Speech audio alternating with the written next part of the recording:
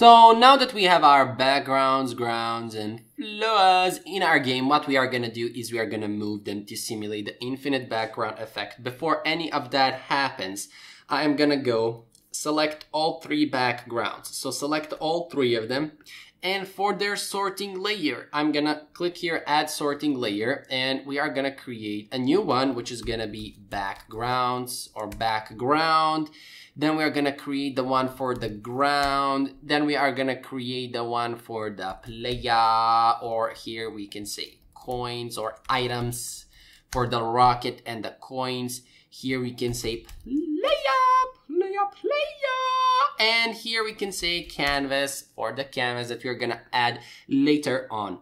So select all three of these and we are going to select the background for them. And now we are obscuring the other ones, which are the grounds and the floors. So we're going to select all of them and I am going to filter or select here the ground sorting layer and we are good to go.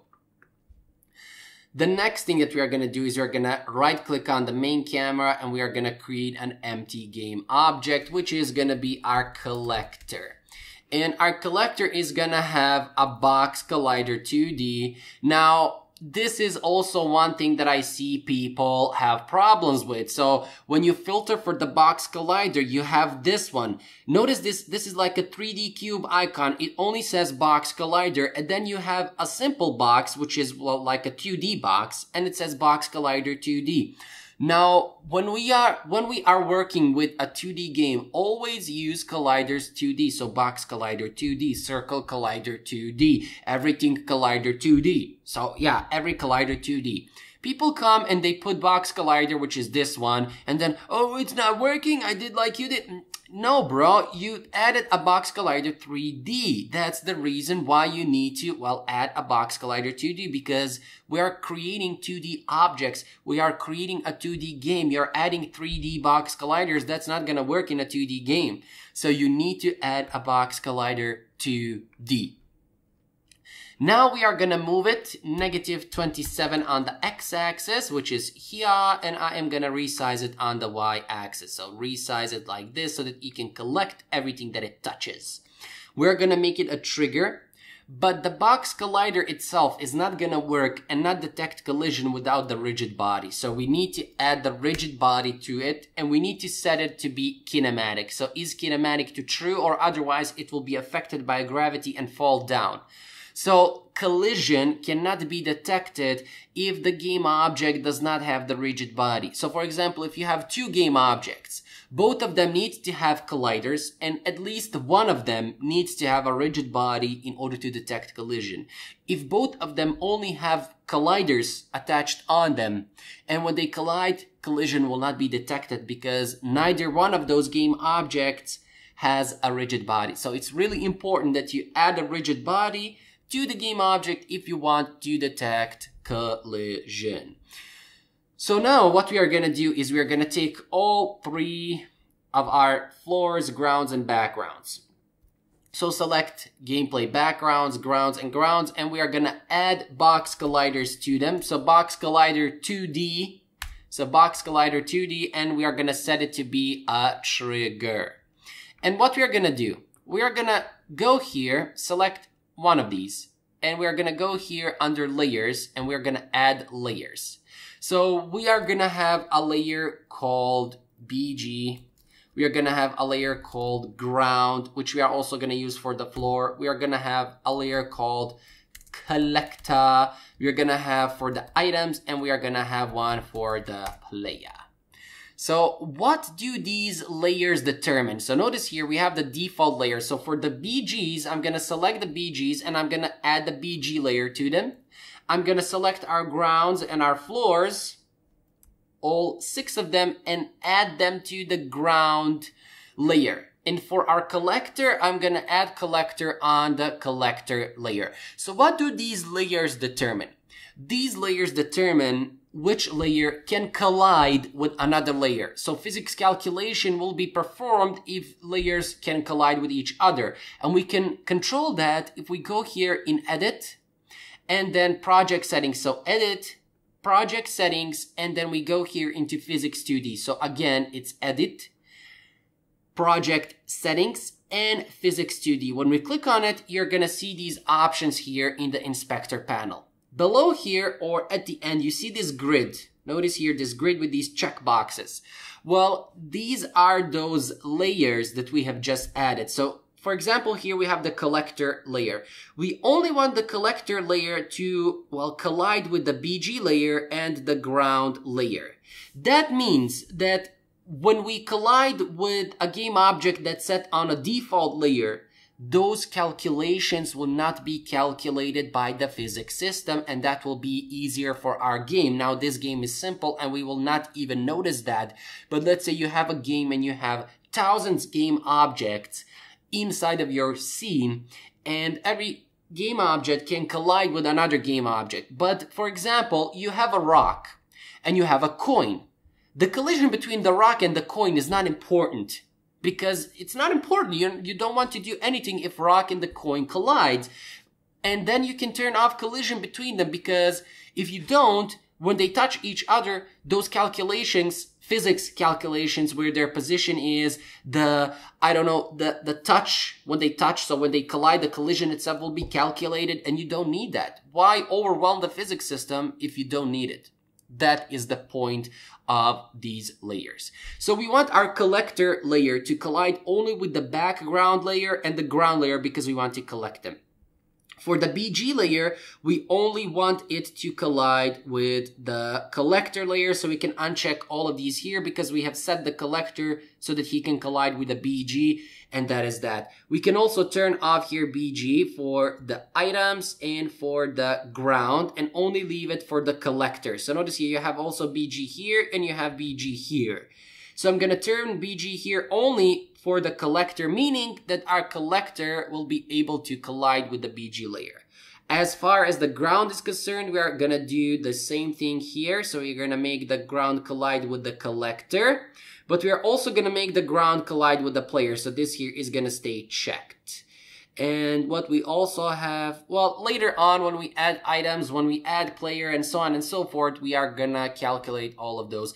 But I think it's better now. So we have the player who is gonna collide only with the default. He's not gonna collide, he's gonna collide with the ground, not collector, and he's gonna collide with the items. The items are gonna collide only with the player, and here also we have items which we are gonna turn off. They're only gonna collide with the player. So items here colliding with the player, and items here not colliding with anything. Ground is gonna collide only with the collector and the player. So we have the ground here, which is colliding with the player, and ground here, which is colliding with the collector. So this is what you need to do. Take a look at here, for which you want to uncheck, because we want our player to only collide with the ground and the floor, because we put them together on this ground layer. And we want the player to collide with the items. And that's that. We don't want the player to collide with the background, because we don't need that. We want items to only collide with the player, which we checked here. So in this row, we can uncheck everything. Collector is only colliding with the BG and the ground, which is okay. Ground here is not colliding with anything because we don't need it. We set it here to collide with the player and the collector, and the BG here is not colliding with anything, which is okay because we set it here to collide with the collector, and that is that. So now we can go in our scripts folder and we can create a new script, C# that is, call it collector. And I am gonna add it here or attach it on the collector game object, double click it and open it here. And here I'm gonna just tag the class, hold enter to give a little bit of space. Now what we wanna do here we need the awake function, and here we need on trigger enter. So void on trigger enter 2D, which is gonna take a collider 2D, which is, we are gonna call it target. So what we are gonna do here?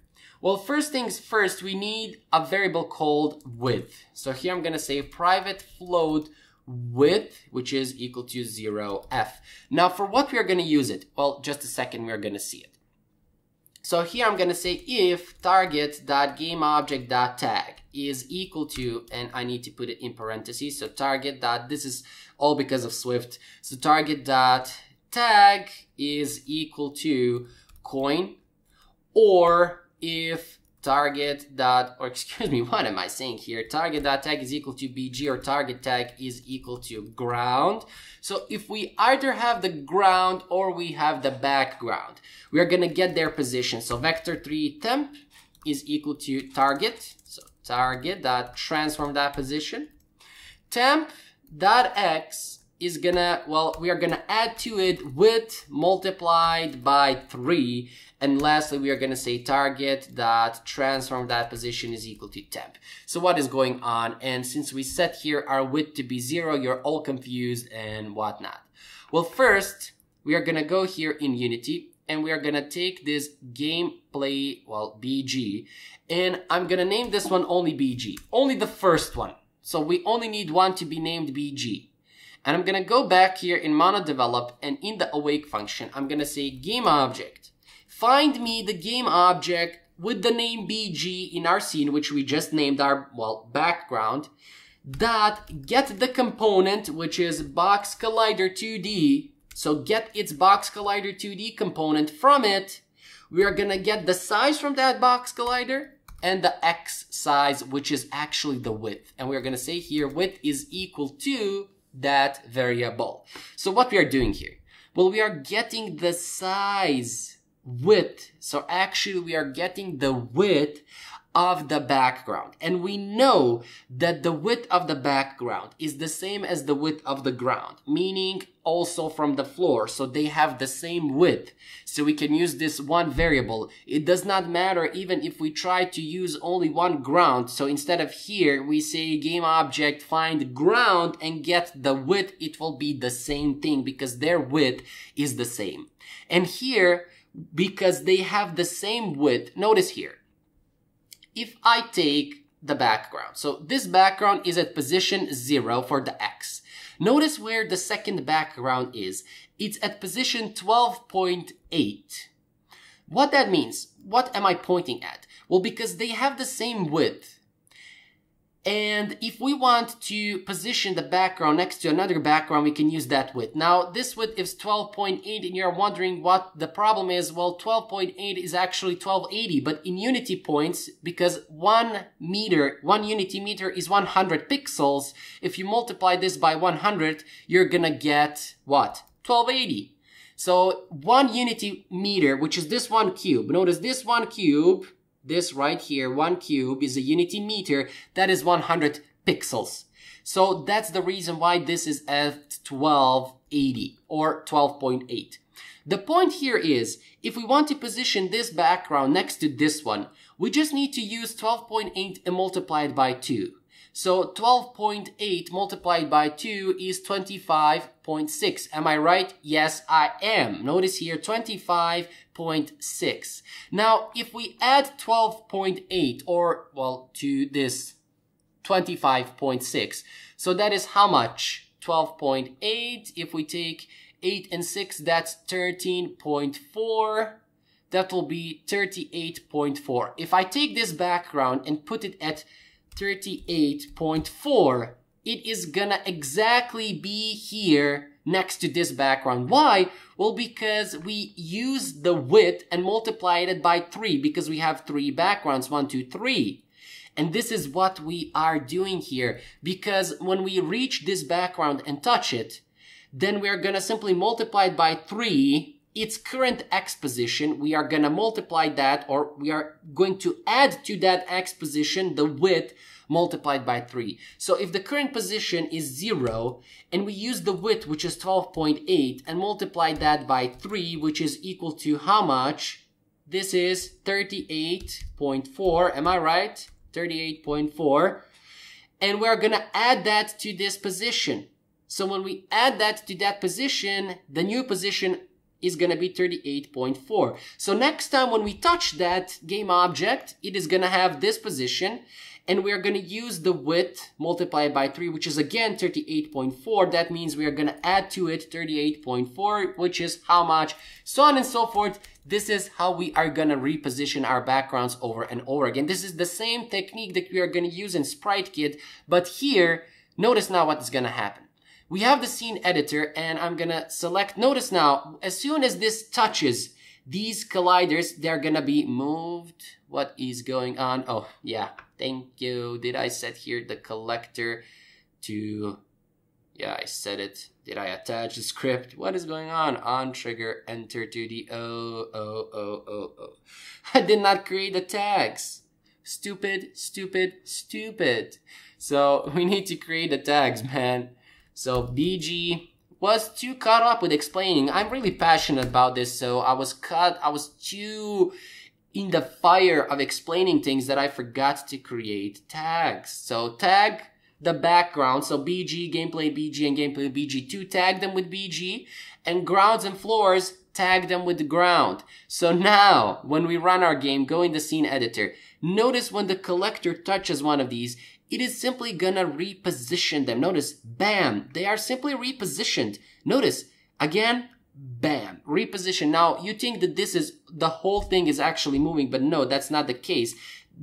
Only these two that are touched, or the things that are touched, they are moved, and this is why we have the infinite background effect. So essentially what is happening is that when we touch this background here, so this BG, when we touch it, we are going to take its X position, multiply width and the height by 3, and add to its X position, which will actually make it bam here. Next time when we reach it, again, we are going to take its current X position, multiply width and height by, by 3, and bam, add to its X position, which was going to reposition it back again.